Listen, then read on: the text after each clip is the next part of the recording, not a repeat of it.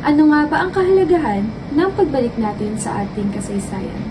Sa ating pag-aaral sa buhay ni Rizal, ating matutuklasan kung paano ito naging daan upang mamulat at maging liwanag sa kasalukuyan.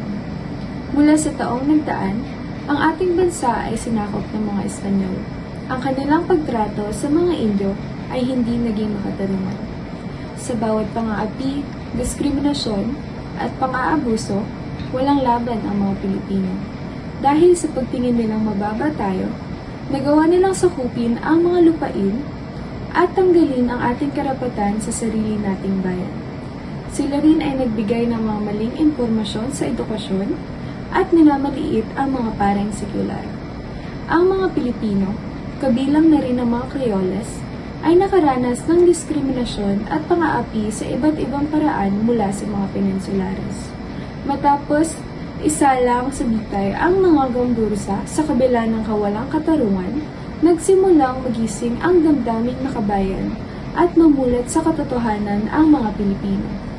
Ito ang naging dahilan upang magsimula ang kilos ni Rizal at ng mga iba pang ilustrado para sa ating bayan.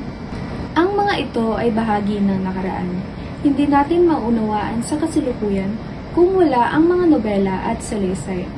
Ang mga ito ang nagsilbing daan at liwanag sa madilim at nakakatakot na trato sa atin ng mga Espanyol. Sa kasalukuyan, tayo'y malaya na mula sa ganitong kalagayan. Tayo ay natuto at nilinawan kung ano ang tunay na trato sa atin. Sa pamamagitan ng pagbasa ng mga sanaysay at nobela, na ipapakita kung paano natin ito nalampasan. Ang kasaysayan ang humuhubog sa ating pagka-Pilipino. Hindi lamang ito koleksyon ng mga pangyayari, kundi salamin ng ating kasalukuyan at gabay sa direktang nais nating tahakin bilang isang bayan. Ang kasaysayan ang naging daan tungo sa ating kinatatayuan ngayon. Sa bawat bahagi ng ating laban, ang kasaysayan ang nagsilbing gabay kung paano tayo tumayo, lumaban, at nagsama-sama bilang isang bayan.